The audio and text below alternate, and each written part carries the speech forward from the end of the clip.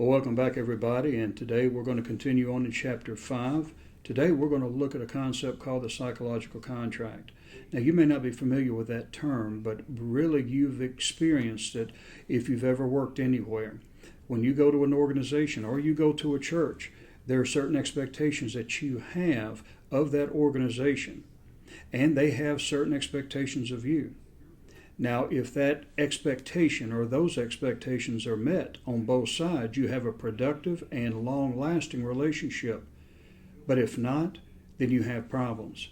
And then you go into areas or consequences that we're going to also look at today, which is absenteeism and turnover and terminations and so forth. So today we're going to continue on with another idea and another concept that's very important for you to understand, and that's the psychological contract.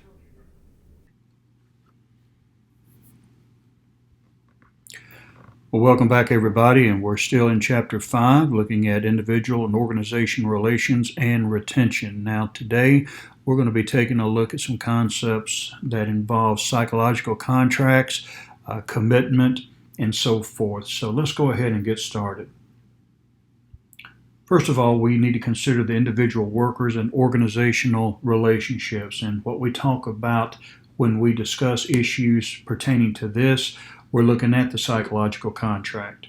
We're also taking a look at job satisfaction.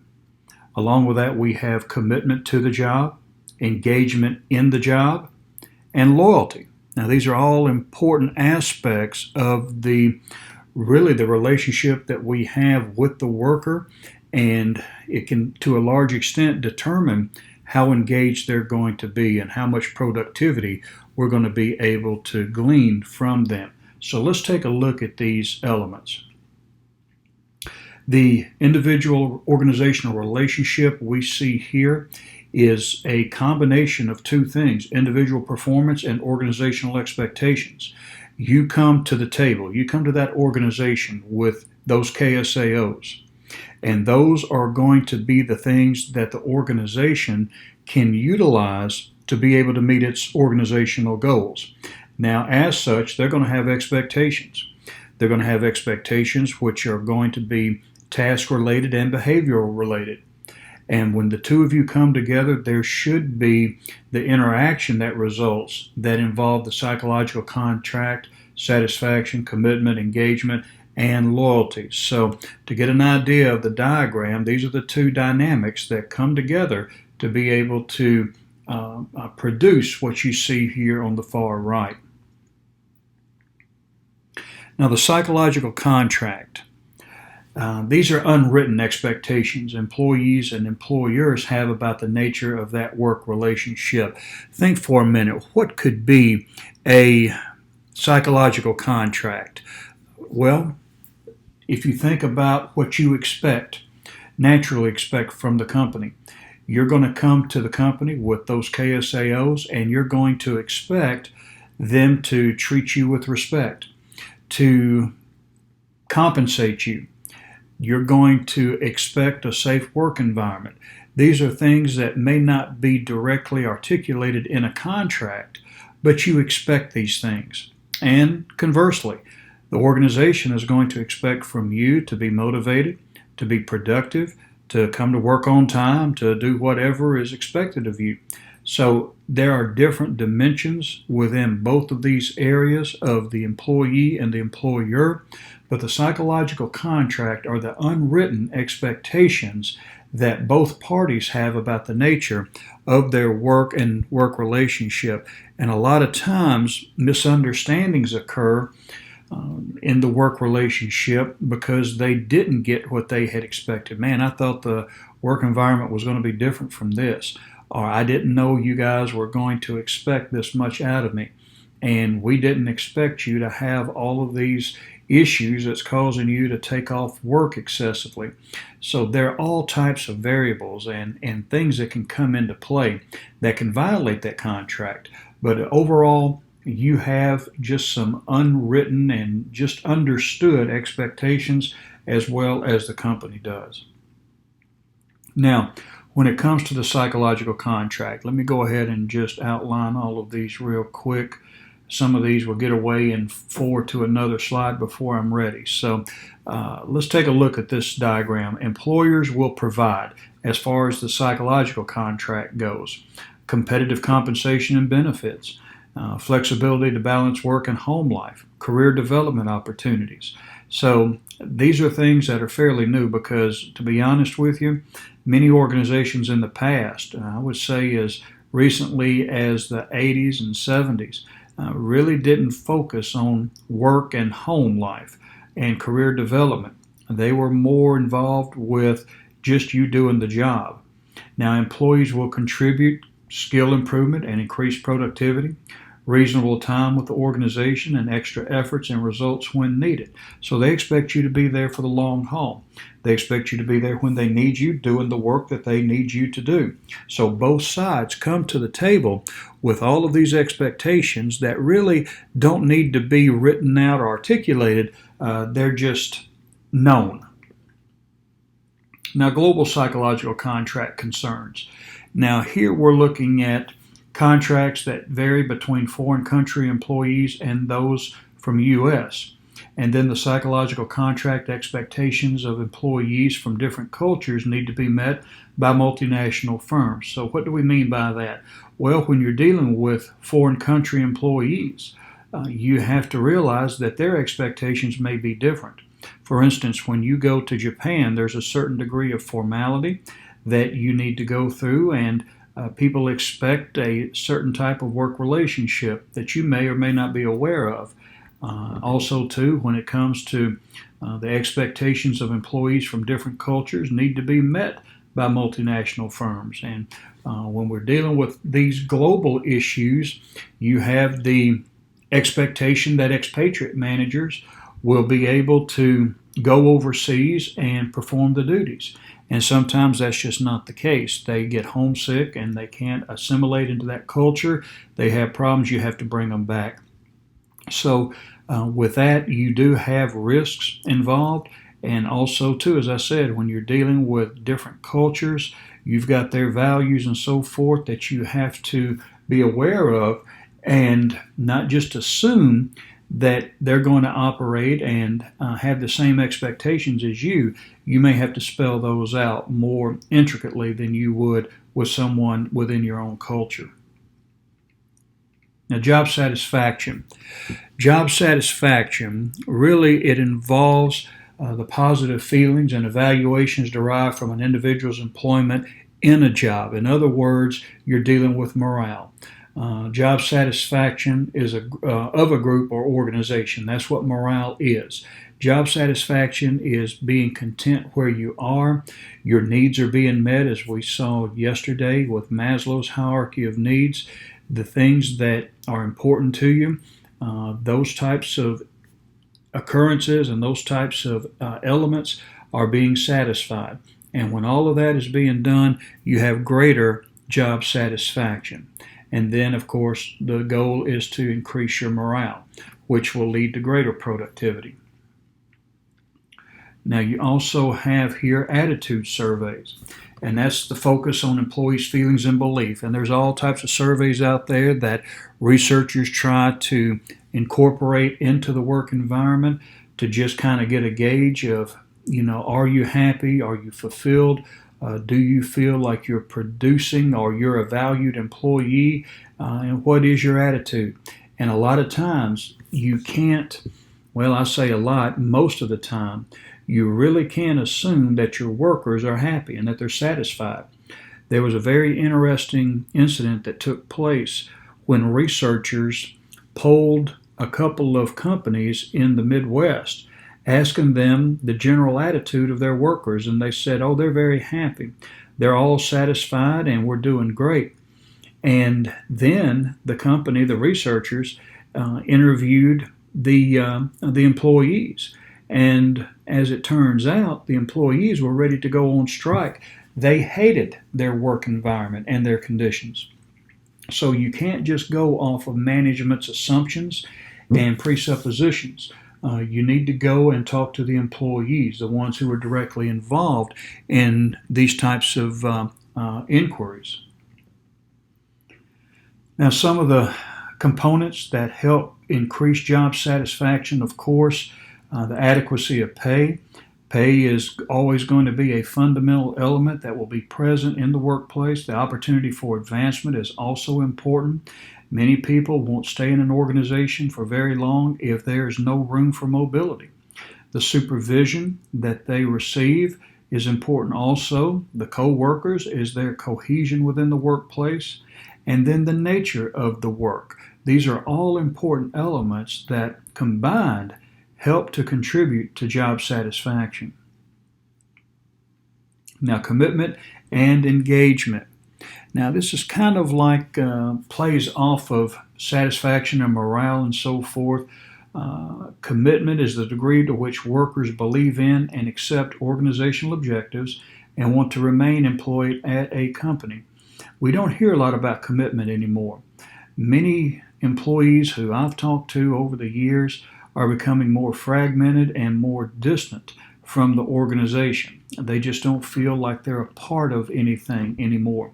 It used to be companies would be proud of where they work. They would have the t-shirts and the ball caps, and they would have the bowling leagues and so forth. People were proud of the organization that they worked in. But today we see most of them just going to work, clocking in, and leaving. There's no desire to give anything more than what is basically necessary to keep that job. And that's something that organizations now are trying to turn around and to try to reinvent themselves through learning organization strategies and so forth. But commitment is the degree to which the employee is there for the long haul.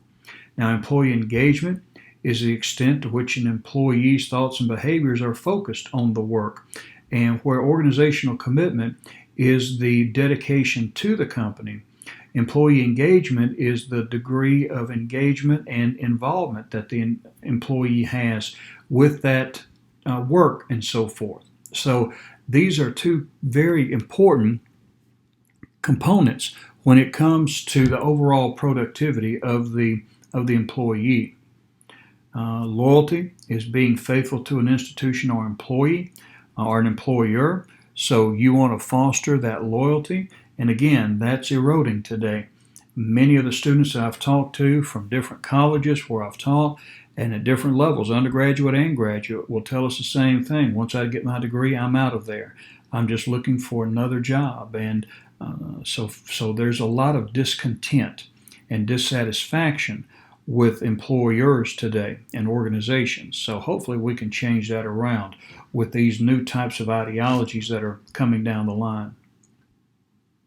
Now, engaged and disengaged employees, a person who is engaged will put in extra effort. When I ask students if they try to give extra to the company, they look at me like I'm crazy. No, we only do what's exactly required of us. So that's not very good. Because today we have to do more with less, and the workers have to be more involved. They have to be engaged. They have to be willing to go the extra mile. In Japan, for instance, their culture demands it. They don't see themselves as individuals. They see themselves as just one part of a whole, and their job is to contribute to the overall whole, and that's where they derive their satisfaction. Now, you would call that ideology a collectivist society, whereas here we're individualistic. So that could be part of the reason why there's not a lot of loyalty and cohesion anymore. It's pretty much every man and woman for his or herself. But they're highly involved in their jobs. They employ both effort and thought. They're active and busy and are fully invested in their jobs. Now, that's the ideal employee, one who has all of these elements. And it's a challenge, to be honest with you, just to be able to see 2 or 3 of these in any given employee today. But hopefully with the new strategies that we have that are more people-oriented, people will start to take a different approach and a different look at their roles as an employee. A disengaged employee is they simply put the time in. They don't do their best. They just work to get by. They're checked out or apathetic, which means that they don't have a vested interest at all, or an emotional or a social attachment to that organization. They do only their basic jobs and they react only to pay. As long as you pay me, I'll stay. In fact, that's the only reason why I'm here right now. And if I find another company that pays more, I'm going to them. And I've known plenty of people who go from job to job to job doing just that. They're only reacting to pay. Now, organizational citizenship is a more or less a communal approach to worker performance and so forth. And we see here when an employee acts in a way that improves the psychological well-being and social environment of an organization. This is where you are, just as you do in society. When you contribute to society in a positive way, the society thrives off of that. Same way in an organization. And some of the motives for organizational citizenship is that it's a part of the job, leads to a more desirable workplace, and you have gratitude, appreciation, and recognition. I mean, just think about in your culture. We award good behavior. If people are good citizens, we may celebrate them and so forth. They do things that are going to benefit the organization as a whole. They don't think of themselves as much as they do the community. And that's how it is with organizational citizenship. You're doing your best to contribute to the overall effectiveness of that organization. Now, on the other end, some of the indicators that people are not happy one of them is employee absenteeism. Now, what is that? It's any failure by an employee to repeat for work or report for work as scheduled or to stay at work when scheduled. So absenteeism is unfortunately, it is a common dilemma. It's a common problem in many organizations today. Many people just call in sick. They don't come in at all. Or if they do, they leave early and so forth. This is a sign that the employee is disengaged from that work environment. And there's also types of involuntary absences where a person may get called, for instance, on court duty, or things that they are not really in control of, sickness, death, something like that may be an involuntary absence. Voluntary absence where they just want to leave. Or they're not wanting to come in and so forth. So you need to be aware of that. And then here you have in the next slide the sources of direct and indirect cost of absenteeism. So you can see the effect that one person has on an organization when he or she doesn't show up. There are all types of costs, both direct and indirect. Late delivery, slower work pace, lower productivity, replacement training, and so forth. So eventually you will have to replace that person if absenteeism becomes a habit. But think of the cost that it took for you to be able to bring that person into the organization, train them, and just see them leave like that or not produce and give back in return for what they received from the organization. So that's why we want to try to avoid absenteeism and look for signs.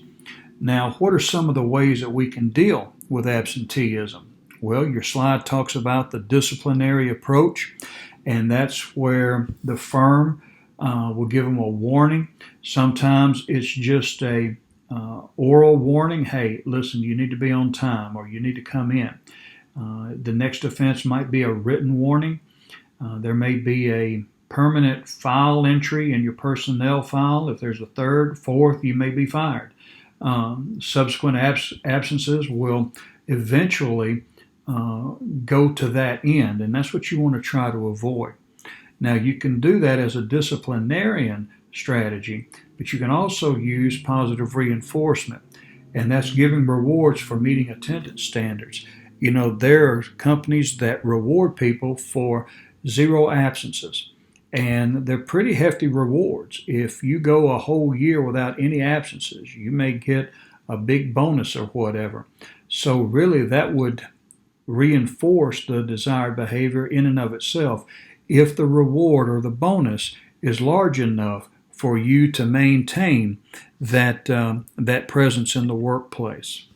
Now, you also have a combination approach, And here you have rewards now where you reward desired behaviors and you punish undesired behaviors. So that's really the common way. You praise people for staying at work and coming in and all that, but you make examples essentially of those who don't conform to your absentee policy. You have the no-fault policy. Employees must manage their own attendance unless they abuse that freedom. So as long as you are doing what you're supposed to do, you're coming in and all of that, then you're okay. But if you abuse it, then the company gets involved. And then you have paid time off programs, and employees use days from their accounts at their discretion from a paid time off account. So your banking hours, and you can take time off and still get paid for it. So these are attractive alternatives to being really a disciplinarian and punishing people. Now, how do you measure it? Well, this is the formula suggested by the Department of Labor. You take the number of persons, but subtract the days lost through job absence during that period, and then you divide it by the average number of employees times the number of work days, and you multiply that by 100. And that'll give you the absentee percentage and so forth. So you might want to take a look at that when you're maybe at your department or whatever. You can ask your HR people if they have that formula, and if they use that formula. It'd be interesting to see what numbers they come up with.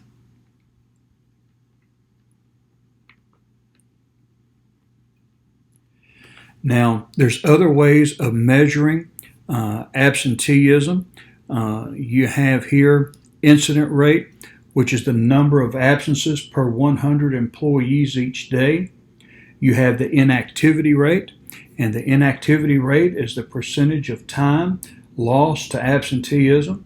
And then you have severity rate, and that's the average time lost per absent employee during a specific period of time. So there are different ways to measure absenteeism in its different forms and the different consequences it brings on. But it's important to understand absenteeism is really an indication that there's something going on with that employee, that the person is either not engaged or they're looking for something else. There is something going on that makes the idea or the reality of them being away from work is more valuable to them than being at work. And as an HR professional and as a Christian, you need to address that, because really they're stealing time from the organization. They're stealing productivity. They're stealing the benefits that the person came to the organization with that went into that psychological contract. So it's important to measure it, to identify who is abusing it, and to be able to take corrective action to remedy it. Well, now you might be questioning, why should we be studying psychology, especially when we're going into business? Well, what you've seen today is evidence of the need to understand the psychology of the worker. One of the realities that managers have to face today is that we have an ever-increasing demand placed upon us by the worker who expects certain things.